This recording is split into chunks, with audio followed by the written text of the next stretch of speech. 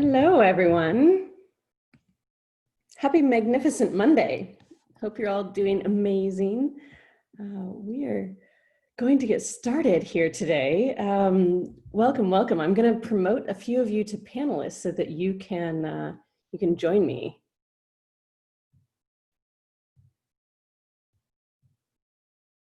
So those of you that have been coming on with me every week for the last this is week 7 that we've been doing this. So super exciting. Good morning, everyone. Good morning. So as we're getting started, as everyone's starting to come in, go ahead and chime in in the chat with what is your silver lining? What is the most amazing thing that happened this weekend for you? What are you grateful for? Starting with gratitude this morning. What are you grateful for from this morning or this weekend? Sorry, I'm changing my mind as I go along.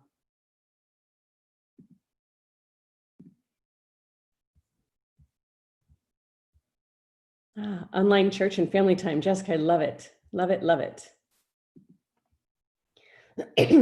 Like I said, I'm going to be promoting a few of you to panelists so that we can have really awesome conversation this morning as you're coming in. Morning. Good morning, Jessica. Let's see here. There you are. I see you.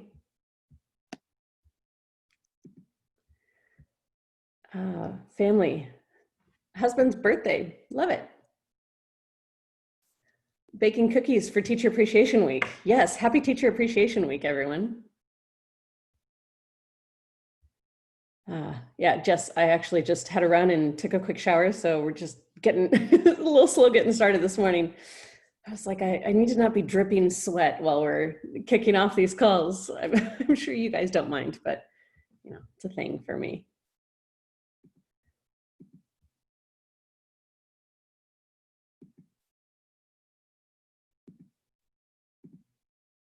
All right, Melissa will be joining us here shortly, and welcome.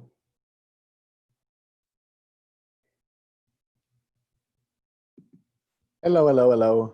How are you this morning, Chris? Well, thank you. And you? Good. All right. So we are we're going to dive in today. So let's chat about how things went after our last Magnificent Monday. Those of you that were with us, or those of you that listened to the recording, we talked about simple, sustainable routines, and Melissa guided us through kind of our identity around health and wellness. She guided us around our core desired feeling when you have that identity, and 3 habits that I want to practice, and your positive feedback loop. Really setting the reminder, creating the routine, and then the reward afterwards, you know, verbally and writing how proud you are of yourself for actually doing what you said you were going to do. So those of you that participated in that, tell me where you're at, what worked, what didn't work, questions, feedback from last week. Who was with us last week?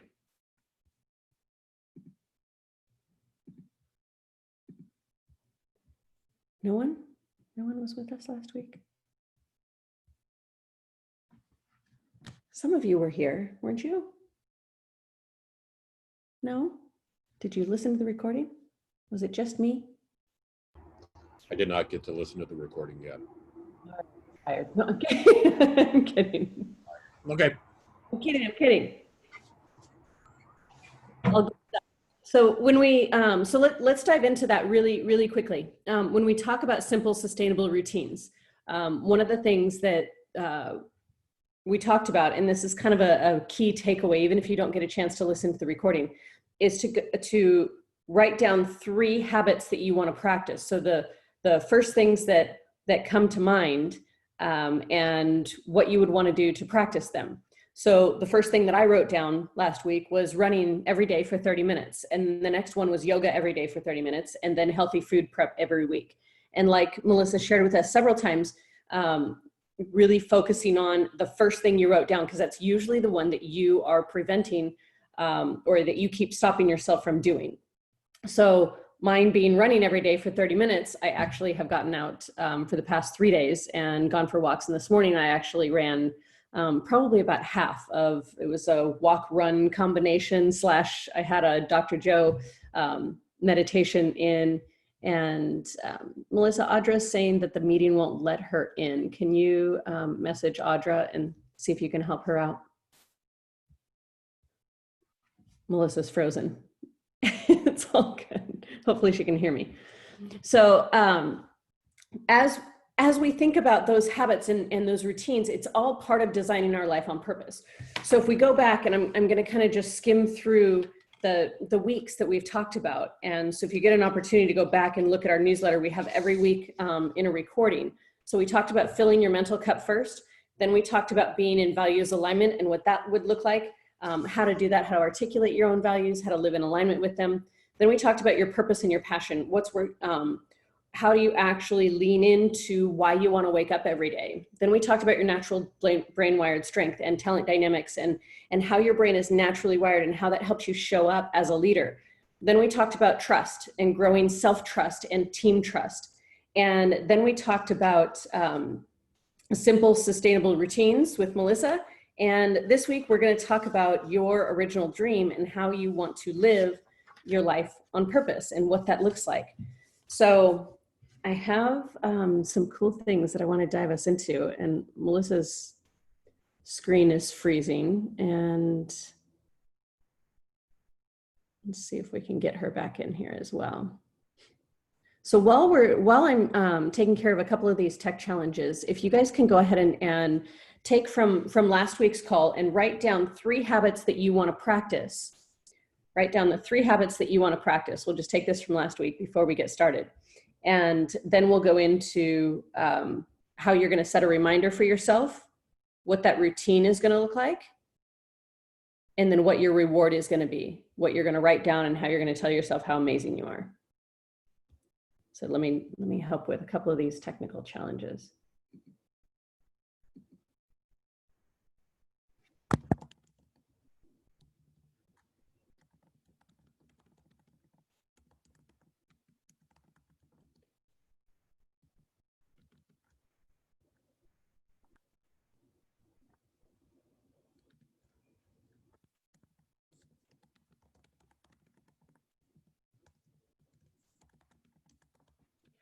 So we've got a few people that are not able to jump on and join us. I think they're clicking in the wrong link.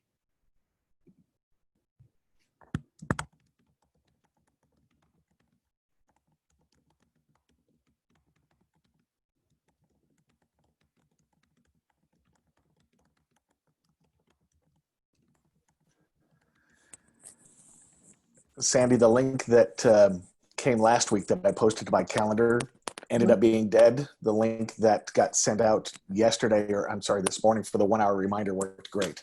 Oh, awesome. Thank you. Yeah. Thank you. Thank you. So Jessica Malloy, you've been doing yoga. That's fantastic. Ward is riding your bike more often. Good stuff. All right, Melissa's that's what I need to do, is I didn't update the calendar link with the webinar link since we switched to the webinar platform to allow more people in. All good stuff. I will catch up with my technology.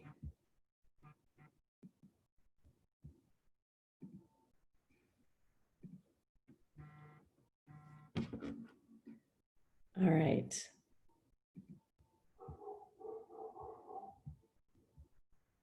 So as I'm getting started, let's go ahead and unmute and have each of you start sharing. Chris, do you want to share yours with what is your habit that you're going to practice? The habit that I'm trying to start practicing is a workout every day. So it's either 30 minutes of indoor work or 30 minutes of outdoor work that gets my heart rate up.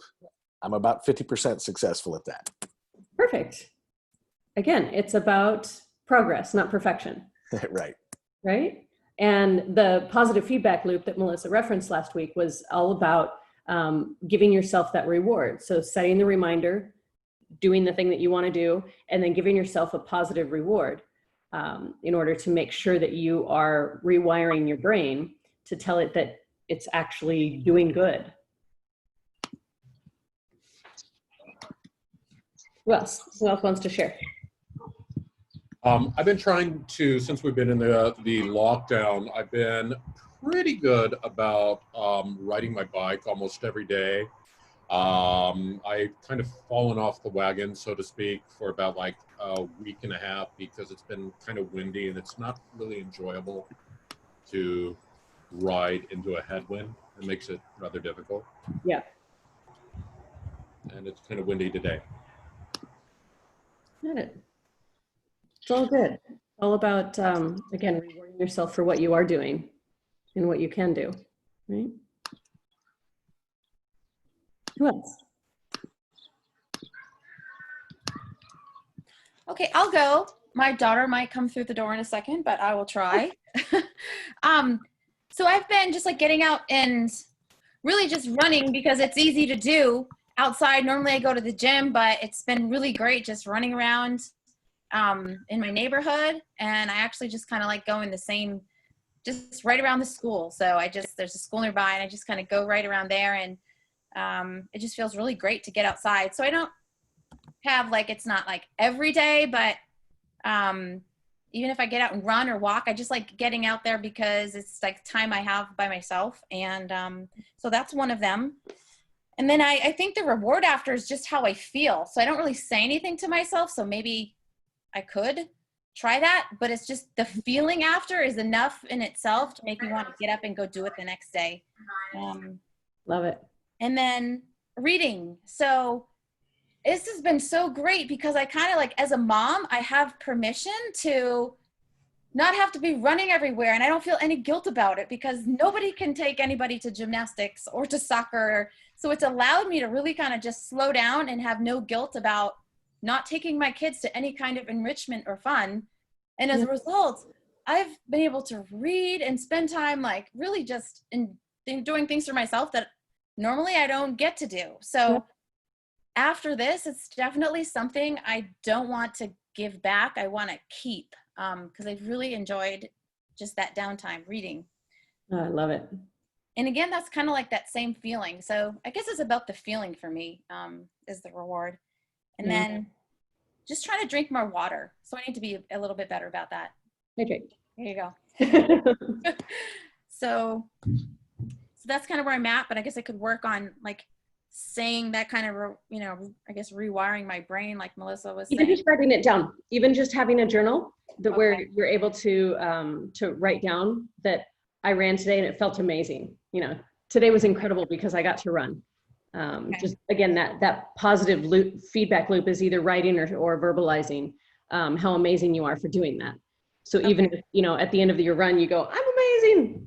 I could do that. Yeah, right? It could be that simple. Okay, cool. So awesome. So Melissa's having tech challenges. So I told her we are actually in the same place right now. We, like she's mentioned before, she has a house here at the beach that she just moved into a couple of months ago.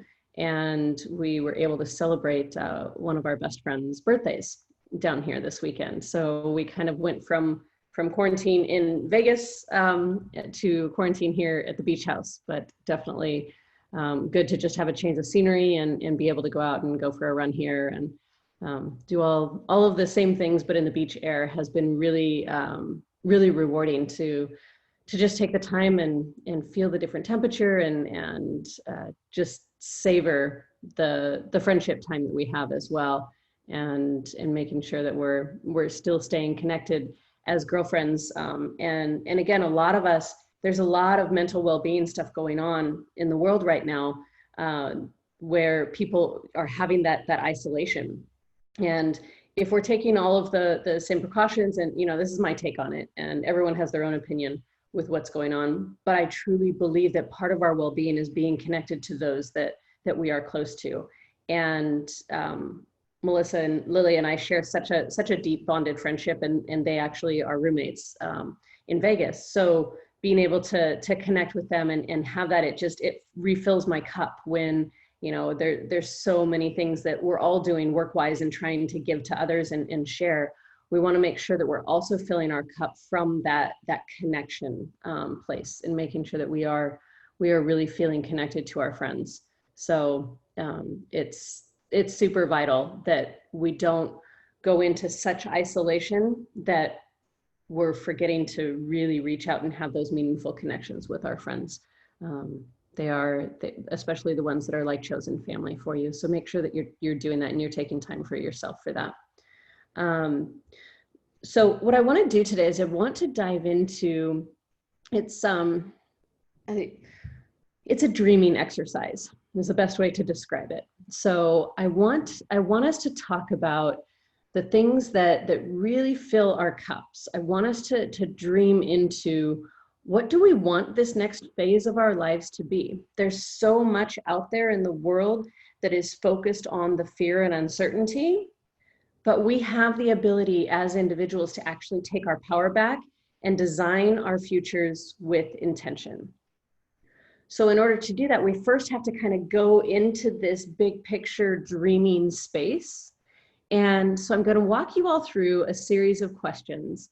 And I'm going to go slow enough that at a minimum, you can write the question down. You may not have a ton of time to really lean in and answer it all right now, but at a minimum, you can have it written down and you can take your time later to go through them. But I think it's really important that you actually just take the time to dream in and think through these questions. It's about designing what you want from a place of abundance, not a place of fear and scarcity. There's so much, like I was saying, when you look at the media, when you look at some of the social media feeds that are out there, if you're too invested in politics, if you're too invested in some of those things, you might miss a lot of the beauty and abundant evolution that's going on right now. There's so much happening underneath the headlines that is about creativity and innovation and this new way of doing things when it comes to education, when it comes to lots of different things. We've got some innovations happening now that will be our next Amazon, our next Airbnb, our next, Tesla. Some of those innovative things that are happening now are in the beginning stages of what will become the next generation of our super successful companies that we all are grateful for what they created in this life. And as educators, we have this opportunity to really, for lack of a better word, rewire education. It's a time that we've had time to pause and self-reflect and go, wow, how nice is this to actually have the time and the space to breathe and take care of ourselves and make sure that we are coming from a place of an abundant mindset where we feel centered, we feel strong, we feel happy to be who we are and how we're waking up each day, so that we can then go and give our best selves to those that we serve. Like we're able to start feeling that energy. And so with feeling that energy, let's take it and grow it to the next level, which means let's actually design what school is going to look like when we are back in physical environments. Maybe some of you will choose to not be back in a physical environment. You will have found your place with this virtual environment. Some of you will go back into the physical environment with a renewed sense of entrepreneurial purpose and spirit of how you're going to set your boundaries around what works and what doesn't work for you. Some of you are going to go and create a blend. Some of you are going to promote into whatever you're doing. Whatever that is, this is about taking your own entrepreneurial spirit of taking your power back and going, no, you know what? I'm in charge of my life and I get to design it with intention. And so again, the first step is really dreaming into what that looks like. So I'm going to take you through a series of questions. Like I said, and at a minimum, just write the question down. If you don't have the answers yet, that's okay. Take some more time later whenever you want to dedicate some time to going through these questions. Any questions before I dive into what they are? All right, awesome. So I'm going to start with what were some of the thoughts that you had when you first decided to become an educator? when you very first decided that you wanted to get into education, what were some of your earliest thoughts? What were some of those things you dreamed about? What were some of the thoughts when you very first decided to become an educator? And if you're watching this live feed and you're not an educator, what were some of the first thoughts you had when you decided to do what you're doing now? What were those things? What were those dreams that you originally had when you first decided to get into the work that you're doing? The next question is, what were some of your early experiences when you first started? What were some of your early experiences when you first started?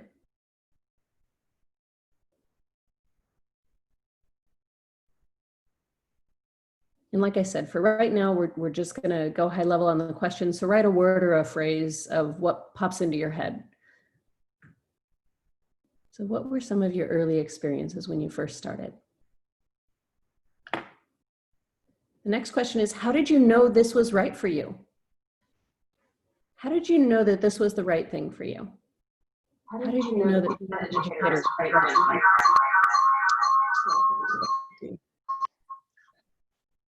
It's okay, you can just be on with me.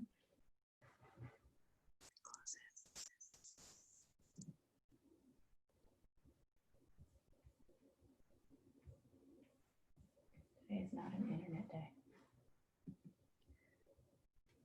So the first three questions were, what were some of the thoughts you had when you first decided to become an educator? The second one was, what were some of your early experiences when you first started? And the third question was, how did you know this was the right thing for you? Then the fourth question is, what questions or fears did you have in the beginning? What questions or fears did you have in the beginning?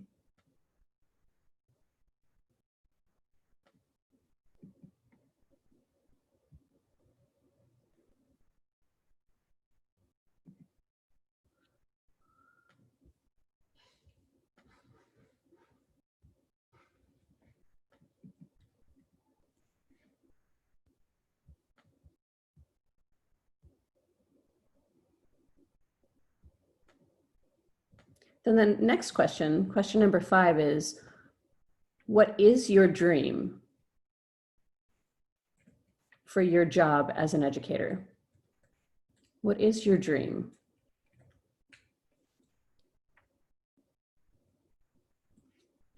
What is that dream?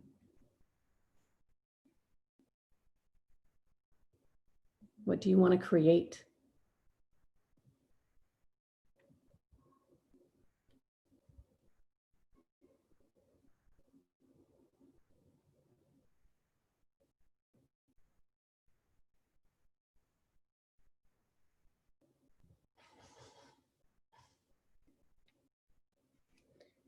And we're going to pause there on the questions. There's about 5 more questions, but I kind of want to see where you guys are at. So who wants to share? What's coming up for you so far?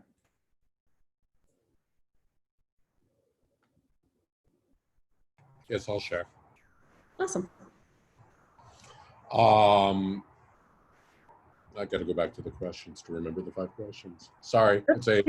I can prompt you if you want me to. No, I got them. I just pulled them up. Are you able to join us on video today, Ward? What was that? Are you able to join us on video? Yeah. So my earliest thoughts, why did I want to become an educator? I was just at I had really an impasse where I was professionally, I was in the retail grocery industry and hating it and just burnt out and tired. And it was at the suggestion of my ex-wife who says, hey, you know what, you might be good at this. And so that's how I ended up. The beginning was, it was wonderful. And the question actually got me thinking that, yeah, I wish I could feel that the same way when I first started this career.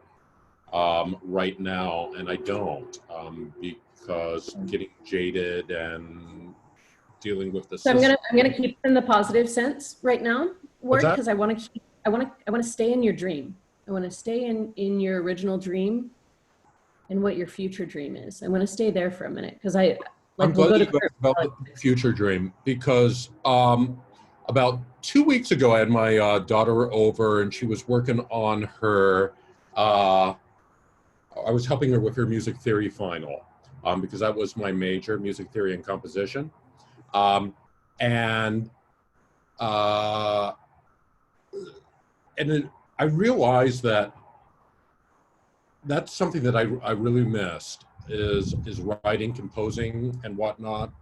So that's what I've been working on for the last week and a half. I purchased a new Kurzweil computer or ADHD workstation, bought some keyboard stuff. And so that's what I'm working on right now. It should be coming in next week, is setting up a studio and starting to write again and pursuing my original dream. So Love that's it. exciting, and that's what I want to do. That's fantastic. I'm so excited you're there. Yeah. Very cool. So it doesn't have anything to do with education. That's okay. But it's tapping back into your original dream from the core desired feeling sense, right? Yeah. And I kind of had an epiphany, and it's just like I was my own worst enemy. I realized that, the negative thought cycle that we all get into, Mhm. I mean, and the fears that you tell yourself, and that's where I think I got into way back yonder and didn't pursue it. And so finally I had a clarity where, you know what, that's just bullshit. And Love it. stop limiting yourself. Yeah, call yourself on your own bullshit, right? Yeah. And If so, you're not going to let anyone else do it, so that's where I'm at. call yourself on it. So Good. yeah. Good stuff. Thanks, Ward. Anyone else want to share? I'll share. Go for it, Jeff. Jessica, you go ahead first. Oh, okay. So just kind of go through the questions, Sandy? Yeah. Okay. So I guess I got into education originally because I was just a kid who I loved my teachers, and they really had a positive impact on me. And I mean, I can just rattle off their names, and I still talk to the ones that I love to this day. And so I wanted to, because of that experience I had with them and the way they helped me like grow, and just the love that I felt from them, I wanted to be like them and give back. And it was through when I was in AmeriCorps, and I had this project, and I worked in schools, and that's when I realized it all kind of came to me, when I realized how I wanted to use my life to serve and give back that way. And so my dad worked in social services, and he served helping, like, with the low income. So it all kind of came to me just how I wanted to serve and use my life. And I wanted to serve in education to, in the beginning, really to just share that love back and help out the, students, and, be their teacher so that's where that's where my first, that's where it all came to me when I wanted to go back to school to be in education. So, some of the questions, I think the second one was also my experiences, again, like being in AmeriCorps, that helped me make those connections to just go into education. And then I worked in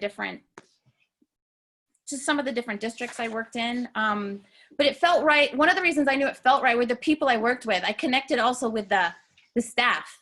So we kind of had like-minded hearts and minds, and I just knew I was where I was supposed to be, not only working in the profession with the kids, but the people that I worked with. It was just a spirit of service and dedication that it just felt right. So I love it. Fears, I think, just any kind of those fears, you want to do a good job. So just, I knew teaching elementary school too, when I first started off as a teacher, I was never a big fan of social studies and science. Like, oh, am I really gonna be able to teach them social studies, science, some of the, those things that weren't my strengths. I wanted to make sure I did my best, for them. I think just, I don't know if the fears or questions, but I think you just want to do a great job. You want to be your best. So it's just always wanting to be your best self. And I think that leading to what your dream job, at this point, I think about my dream job where I'm at, or even just what my intention is to offer hope. I think if I go to just hope, and building that community of kind of optimism, the idea that by, leading a school and providing opportunities for kids to discover their best self, to people to open those doors, to have those opportunities in their life, to create or be whatever they want to be. And by leading a school to create that kind of culture where kids can have those experiences, and parents too. So I guess, I guess I wrote even hope too in capital letters and seemed to underline that hope in a community of optimism. So, and helping kids and just inspiring people to be their best self, whatever that is. Awesome. I love it. Love it. Love it. Beautiful. We're gonna, I'm actually gonna take us through the rest of the questions, and then we'll get a chance to share some more, but I wanna make sure I give you all the questions. All right, so the next question is, what is your role in that dream becoming a reality?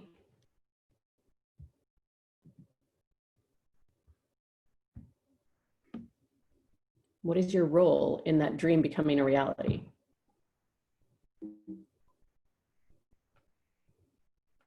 That question's all about taking responsibility, right? And knowing that you're not plugged into some computer somewhere. It's truly about you're in charge. No one else is. You're in charge. No one shows up at your house and handcuffs you and takes you to where you need to go every day, hopefully. If they do, that means you're in jail. And we will have different conversations then. So remember your role in making that dream a reality. What is your role? Then the next set of questions kind of go into right now. So think about your current reality, and you can take your current reality through whatever lens serves you right now. If you want to take your current reality as in your the current quarantine reality that you're in, or if you want to expand it out to include your current physical environment as it would be, as you would imagine it to be had we not gone into quarantine. Okay, so you can take it whichever direction or both that you want. But what is your current reality?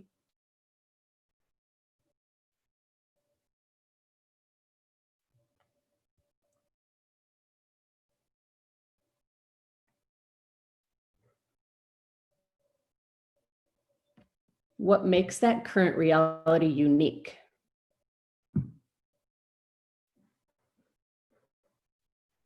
It's what do you admire, appreciate about that current reality? What is great about that current reality?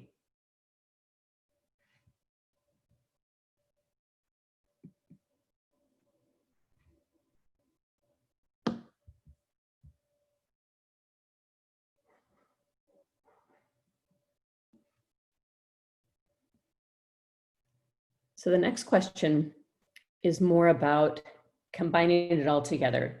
So if you want to draw just a little diagram, and it's about taking your original dream, the original dream questions, the past questions, what served you then, what were you excited about, what were you looking forward to, then your current reality, what do you appreciate and are grateful for about current reality, what's unique about your current reality that you love, and what is that future that you want to create? Now pulling from your dream of the current reality, or your dream of the future, your dream from when you first got into education, and your current reality, and design your future with intention. So what does that future dream look like? Pulling in those things that you admire or are grateful for from the current reality, and those things that maybe fell off from your original dream of why you got into education in the first place? How can you pull all of that together to design your future with intention?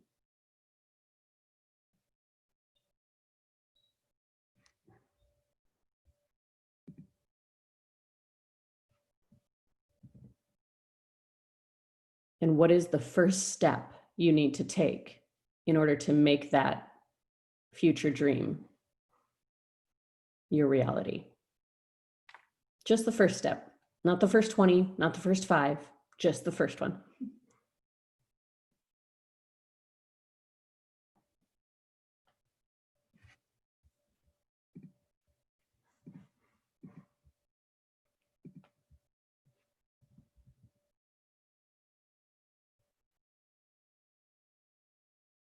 All right. Who was next in line to share after Jess shared? I didn't catch who it was. Linda, whenever you're ready.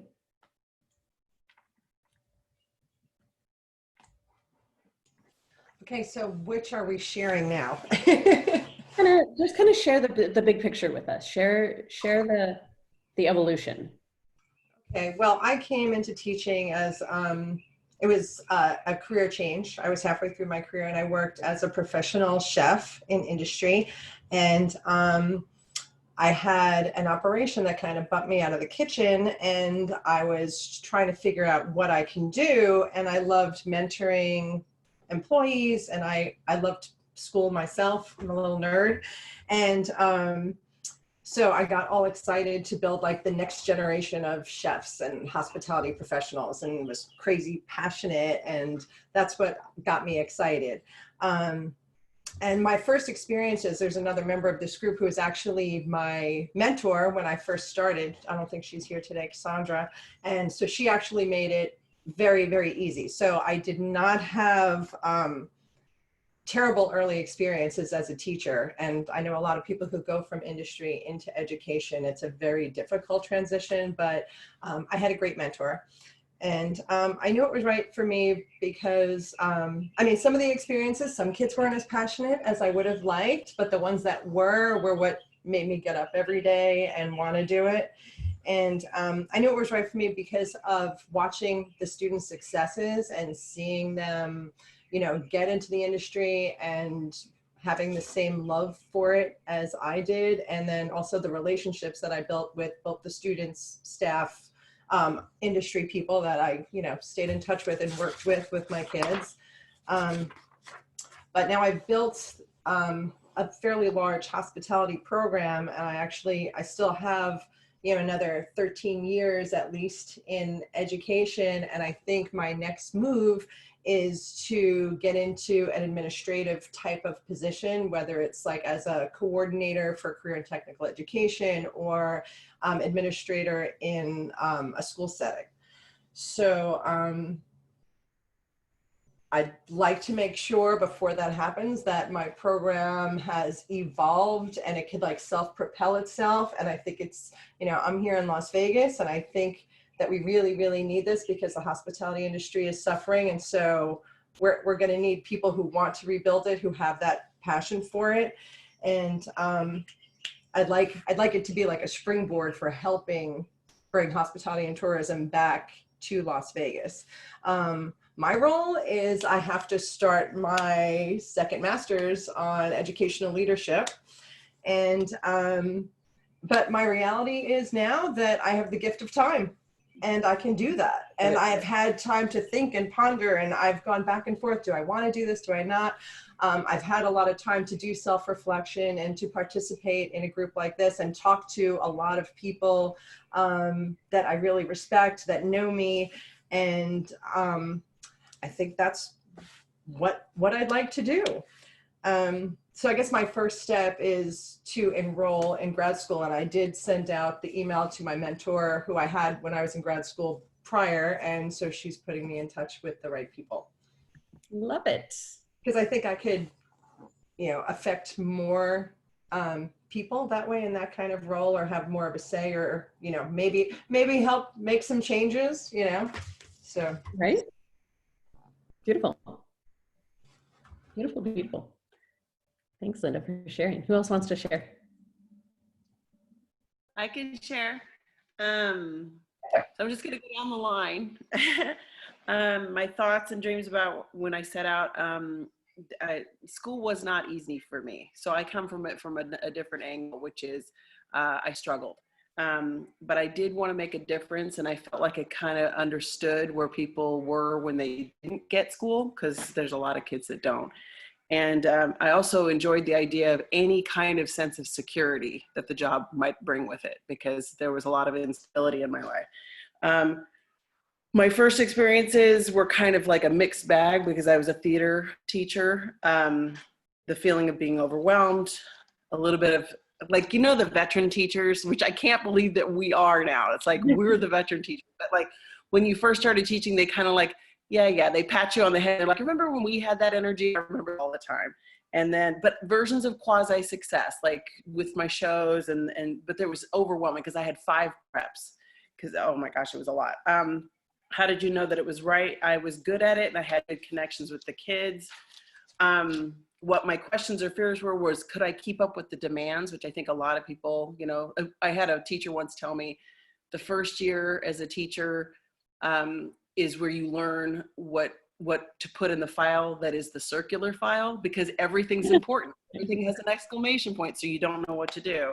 What was your dream as a teacher? To live, and I still feel that way sometimes because things shift and change, to live beyond survival and to bring people with me to help them to do the same.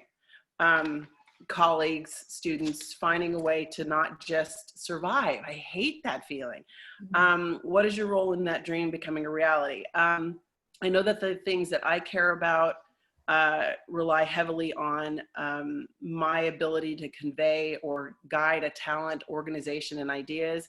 But also, this is my big piece, is understanding that it's okay to need help, that it's okay to ask for help, to not be the smartest one in the room on everything, which is something I think we beat ourselves up about because we all run our classrooms that way. What's your current reality? I'm worried about theater in general. I think that's kind of what Linda was talking about, the hospitality theater and the way we're going to operate it.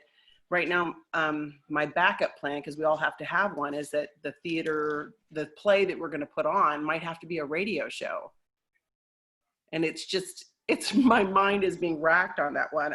What makes that current reality unique? The fact that we're forced to think differently right now. And I think that's a beautiful thing. I've always thought that was a beautiful thing, but then I work well under pressure like a lot of us do. What does that look like? For me, my new reality is the launching of a theater company, which scares me to death. And what is the first step? The first step was the commitment piece, and it was buying the licenses, and we did it. And it's like, So Congratulations. You did it. You jumped off the cliff. That's good. Yeah. And Jessica's saying the radio thing would be awesome. So yeah, I love it. Love it. Love it. You guys are all this is why I love having conversations with conscious educators, because you're all so passionate and driven and purposeful in how you're living and how you're showing up. And that's really what it's going to take, is it's going to take all of us that have this forward thinking mindset to revitalize education and to create it the way that will serve not only the students, but serve us. Because without us redesigning this from a place of our own abundance, right? Our own creativity, our own innovation for what's right for us, we're never going to create it for what's right for the kids. Because if we think about how life is evolving, and we think about, let's just look at the globe right now and what's happening with the economy. If we look below that, what's going to emerge and what has been emerging for a while are entrepreneurs, right? If we think about, everyone's going to go, okay, what can I control? I got to take life into my own hands, and I got to figure it out. Whether it's that they're going to start a landscaping business, or they're going to start a pool business, or they're going to start a housekeeping business, or they're going to start a online schooling, or they're going to start just doing doing home cooked meals for people that need it, or a lot of these things are going to come from people's desire to serve others in a way where it's like, how can I just use my natural talents to serve others? That's usually how entrepreneurship is born, right? And if we think about the way that the world is evolving, and we think about how we're going to, in a micro way, take care of our own worlds, that's what it is to be an entrepreneur. Is when you go, okay, I'm deciding to take control of my life and design my future with intention. And you can actually have an entrepreneurial mindset and an entrepreneurial spirit and have entrepreneurial type of tendencies and behaviors and work for someone else. Being an entrepreneur and having that mindset doesn't necessarily mean you are the founder CEO of that. You can have an entrepreneurial mindset and go, you know what? I just want to be your operations person because I love your idea. Remember we talked about the natural brain-wired strengths? And so when you start to create teams and partnerships, you all have that entrepreneurial mindset. You're all entrepreneurs around one idea. So it doesn't necessarily mean it's just about you being that solopreneur. That's a different game, right? Which is a totally great game to play if that's the life you want to create. Rock on, do that. If you want to take an entrepreneurial mindset and go, oh, how can I inspire this in kids? Then you're going to create a team around you and go, how do I bring entrepreneur behaviors and mindset into whatever it is that I'm teaching in the classroom? How do I bring that into my school so that we all kind of create little quote unquote businesses that are our classrooms and we run them that way? What if every teacher ran their classroom like a business? What if every teacher thought, I mean, who knows? How would it be different? If they thought through the lens of, this is my domain, and then these are my franchise partnerships, and we all get to collaborate and we all have that empowered leader mindset, would that shift the culture of our schools? Would that shift how we actually played together? If we all owned our leadership and owned our domain of whatever it is that we want to create, and then how we collaborate together, do you guys think that would shift the culture in the schools? Do you think that would shift the way that we actually do education? You can unmute, otherwise I'm talking to myself. It's weird. You guys all just like me talking to myself. 100%.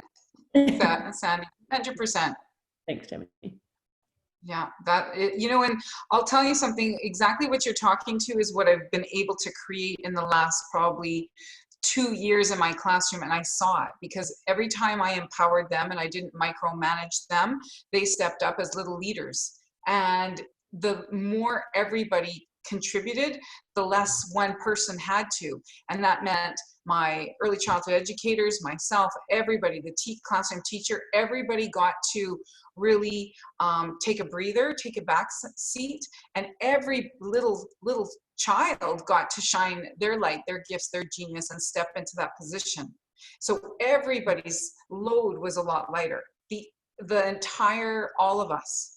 And so you're just giving it the name. I stumbled upon it, but I absolutely love the name because it makes complete sense to me when I hear you say it and describe it like that. It's like, that's exactly what I ended up creating, not intentionally, but kind of organically. Yeah. We found that system, but that's exactly holding that vision and sharing that energetically out to the world. That would be transformational for education. Yeah. Thank you for putting that name, that title, and that visual so clear, because I wouldn't have known how to describe it like that, but that's bang on what we need to do. Thanks, Tammy. Linda, go ahead. Well, Tammy, I think that's fantastic that you were able to do that. The thing that I think about when you mention it as entrepreneurship is that it's people taking ownership of what they're doing in their classroom and accountability and responsibility, because some people, I feel that, they wind up going through the motions after a certain amount of time. But if you're the entrepreneur, then you do have that added sense of responsibility to the success. And so I think that's a really good mindset to instill in the kids and in all educators. Right. Awesome. Jessica Malloy, were you going to chime in? I was just going to kind of comment on what Tammy was saying, that when you let the kids kind of take charge like that, they kind of take like that initiative, and then they think like, oh, I can do this. I don't need her to help me all the time. And they get kind of like motivated to do, you know, things on their own without you dictating everything they do all the time. They kind of thrive on that, I think. Right. It's igniting their genius. And there's a great book called The Multiplier Effect. And the multiplier effect, there's two versions. There's one version that's got a white cover that was written for companies. And then there's a black cover version that was written for education. And so it's called The Multiplier Effect. And my friends, Liz Wiseman and Elise Foster wrote this book. And it's all about multiplying the genius in everyone versus accidentally diminishing it. And sometimes through our behaviors, we accidentally diminish others around us, not by intentionally wanting to squash people, because that means you're evil, and none of us are evil, right? We're not intentionally going around to hurt people or squash anyone. It's how can we actually use certain language and communication techniques and celebrating each other's unique gifts that you bring to the table to spark those, and actually have all these light bulbs going off in the room, versus being more of that diminisher or dictator style of leader, where everyone just kind of sits back and goes, let me know when you need me.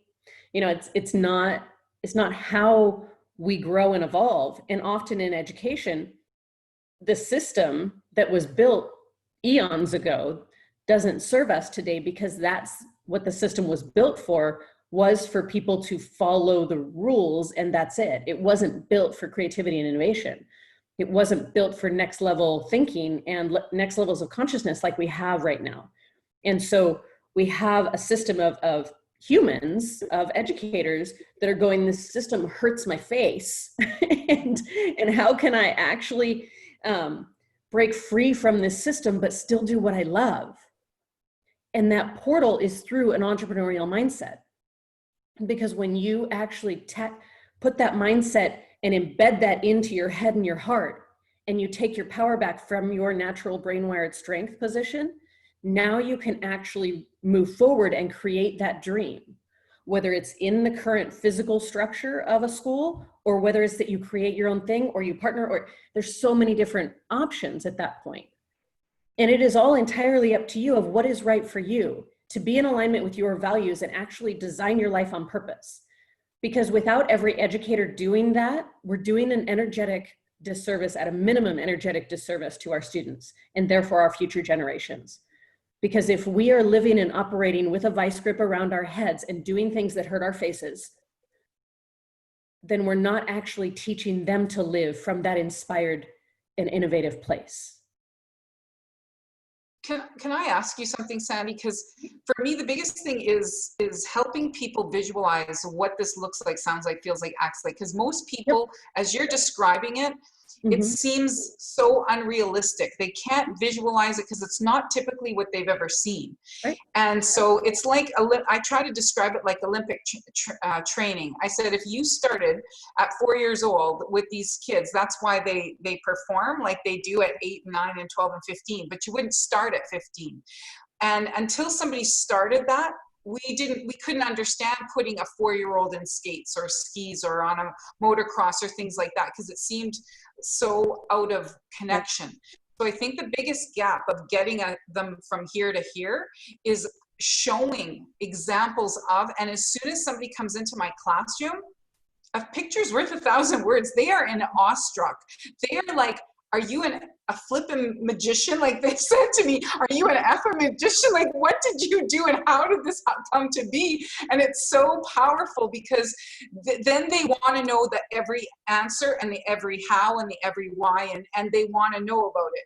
But when I was trying to conceptualize this and it was in the beginning stages and I didn't have the certainty and they couldn't visualize where I wanted to go, there was so many unanswered questions and it was so hard for them. So I'm wondering how, if there's examples, and then it's the tough part is filming kids, right? Because you've got a lot of privacy issues and things like that. So how do you get this out there to really show people what is capable?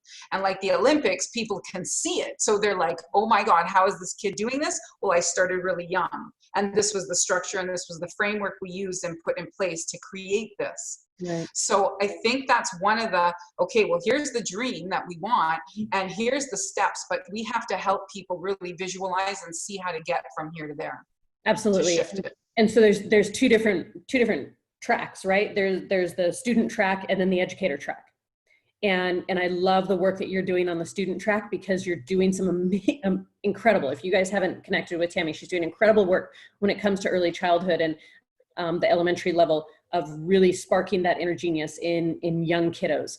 The work that we're doing with the Genius Camps and the Genius Masterclasses that we're designing right now and doing all of that work is more the 10 and up, where we're sparking their inner genius. So again, depending on where you're at, Tammy and I are doing similar work in the world on the student track. On the edupreneur track, right, where we help educators become entrepreneurial minded in whatever you're doing, there are tons of examples out there. If you think about charter schools in the world that you admire or that you appreciate the work that they're doing, there's you can actually trace those back to an edupreneur going, okay, the current system isn't serving me or my students, I'm going to create this new thing, right?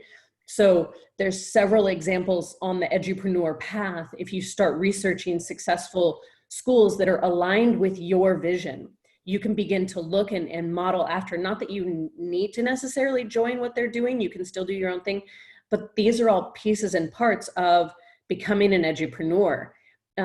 So understanding, Tammy, I love bringing that to the forefront, is like, which track are we on? And you can be on both. You can be that edupreneur that goes, I'm going to actually help kids ignite their inner genius and their entrepreneurial spirit. Or you can go, I'm going to actually be an edupreneur and I'm going to teach kids how to be amazing at theater, right? And so depending on what it is that you want, create your new reality with intention. And that's really what today's call is about, is how can you take your future, your way back when, your original dream, right? Your original dream of why you actually dipped your toe in the water of education in the first place, what your current reality is, all the good stuff that you love from there, the good stuff from your original dream. Design your future with intention, knowing that you have the power to do that. You know your natural brain-wired strength, you know how you show up. It's about believing in yourself and surrounding yourself with people who also believe in you. Audra and I were having this conversation about don't pay attention to the people in the cheap seats, right? If you're in a place where you're pushing boundaries and you're really stepping out as an edupreneur, then the people that you should be asking for feedback from are people who are also in that arena. Because if you're asking for feedback from the people in the cheap seats, what do the cheap seats do at any sporting event? Right? You can answer that. What do the cheap seats do at sporting events? They hoot and yell and holler and they Throw their criticize, bear right? everywhere. Criticize. They criticize. They're not vulnerable. They're not in the middle, so they just I don't care judge. what's going on. They're moving with the tide, right? They're one second they're cheering, 1 second they're booing, and you don't know which way the wind's going to blow them. If they're in the arena with you, if they're actually in playing the game, then they're going to go, yeah, sometimes you have rough days, but I got you. Oh my gosh, that's an amazing idea. Let me know when you have it fleshed out and if you want any support. Versus going, nope, that won't work. Nope, that won't work. Nope, that won't work. And before you know it, your dream's killed before it gets off the ground because someone just took your whoopee. Don't let anyone take your whoopee. Okay? You can invite people in to poke holes in your vision and say, hey, give me feedback on, so that you can ask me questions that I might not have thought of for it to become a reality. Tell me what icebergs might be ahead, but ask people who are also in the arena to share icebergs with you, not people who've never been there before, because they're going to pull out icebergs that are just from your dark closet full of fears, and it's not worth your time and energy to go there. That dark closet is there to keep you safe, and keeping you safe is not what gets you to actually design your future with intention. like Melissa and I were talking about, is she's going to chime in so that you don't feel like we're going to share a chair. She talks so often about getting uncomfortable, right? And sometimes getting uncomfortable is pushing those boundaries and not reaching out to those people that can be negative. Do you want to chime in on that? Butt pucker. Butt puckers. Yeah. I call them butt puckers. And I utilize it. I know. I just have to put my spin on it, right? So it's that one thing that makes you uncomfortable. It's that one thing that you know you need to do and want to do, but you're scared as hell to do it. And there's resistance around it.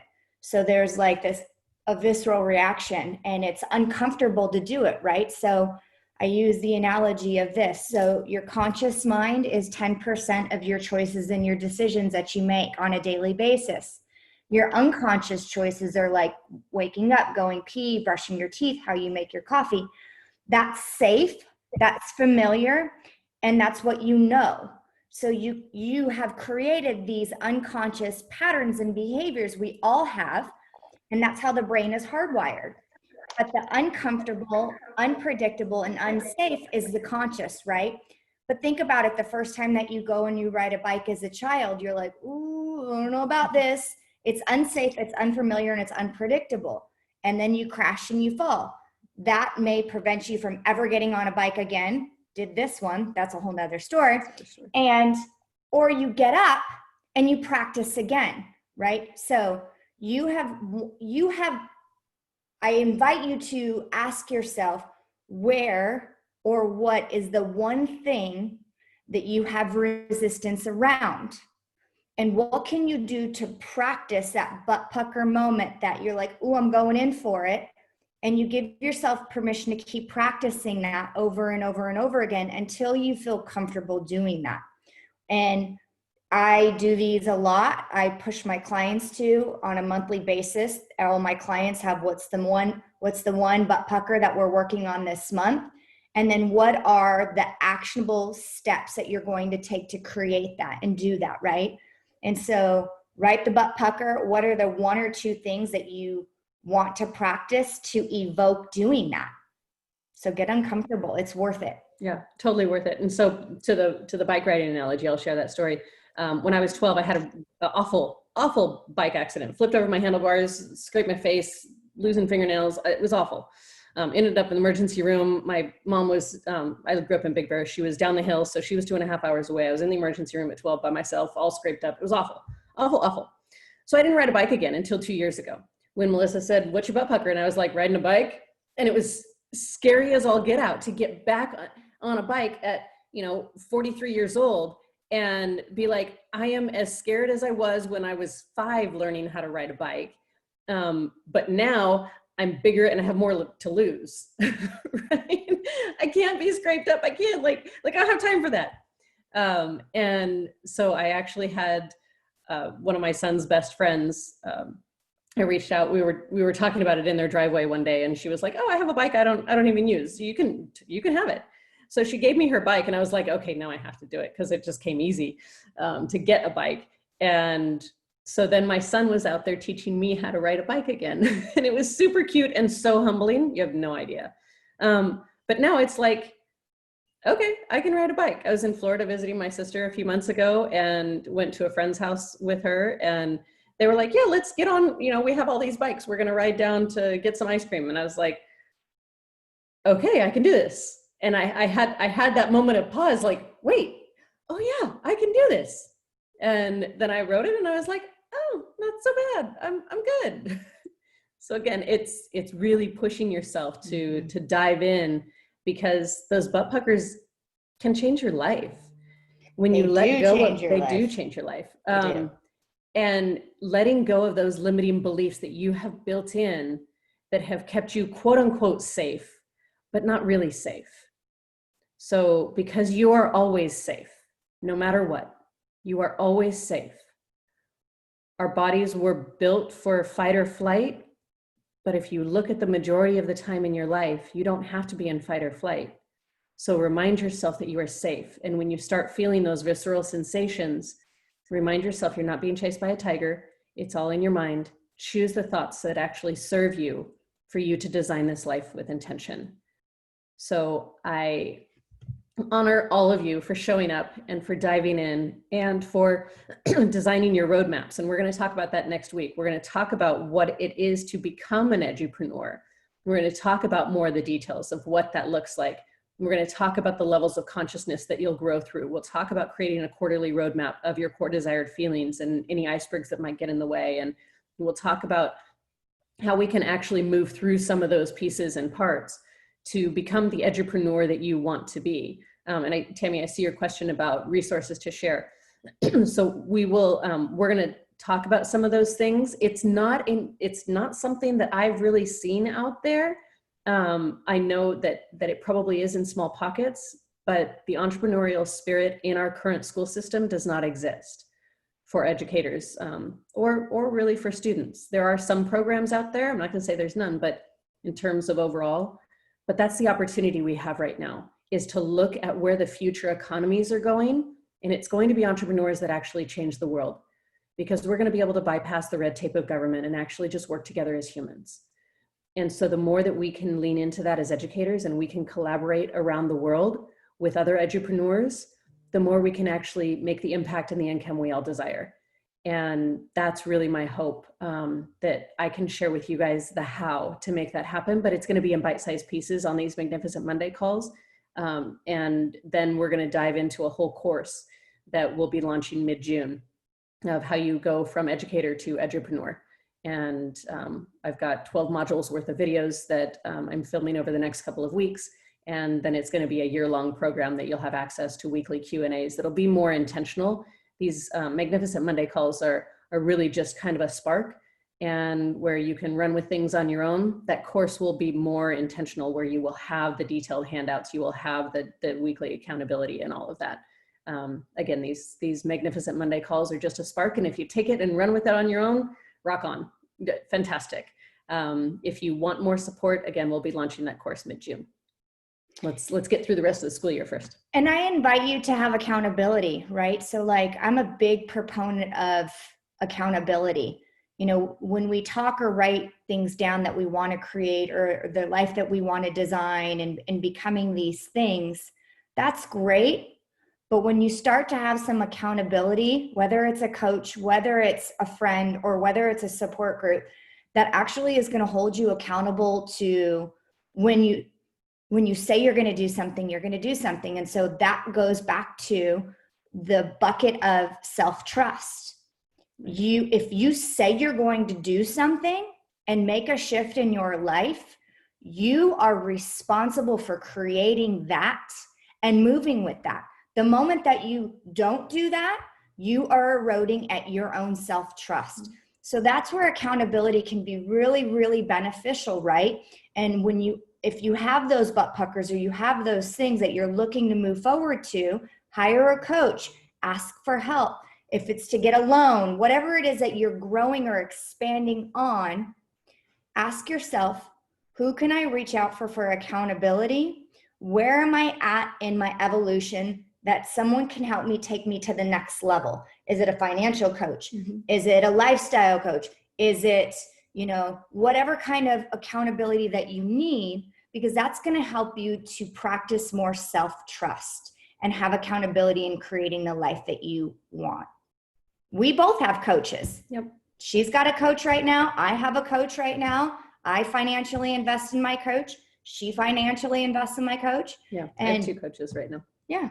And even though we sit here and do this work, we 100% believe we are worthy and valuable for designing the life that we want. And through the different phases of our evolution and our growth, we reach out and ask for help, saying, I want to do this. This is what I need. Here's where I'm going. Thanks. That's my 2 cents. Love your 2 cents. So again, take this opportunity over the next week. Just go through and answer those questions for yourself and come up with what is that future vision. Design it in a way where you write it as if you already had it, from what it looks like, what it feels like, what it sounds like, what it tastes like, all of it. through all of your senses and add in what is your self-talk when you have it. What is your self-talk when you have it? So not only all of your senses, but add in what is your self-talk when you have it.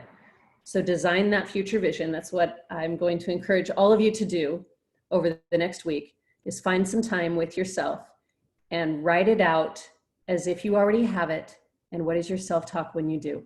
Design it in detail, describe it in detail, and then share it with someone who is in your circle of trust, who will actually celebrate you and dream into it with you. So find that person that will celebrate and dream into it and send that positive energy through it with you. Okay? And if it's us, send it to us. We're Love here. it. Love it, love it. We ran a little bit over, but it is 11:11. Make a wish. Make a wish. Make a wish. It's 11:11. Make a wish.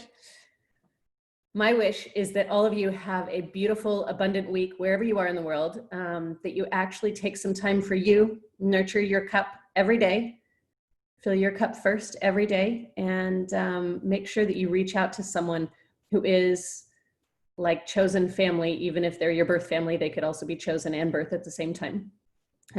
But reach out to them and tell them what you admire about them. So reach out to them and tell them what you admire about them. And then ask them to give you the same in return. And receive it with thank you. Don't say, no, I don't do that. Say thank you and receive it. Receive the love. All right, you all have a beautiful week. We will see you next Magnificent Monday. Have a magnificent week, right? Magnificent Mondays, magnificent week. Love you all. And have a butt pucker moment. See you soon. Bye, guys. Bye, guys. Bye. Thank you. Thank you all.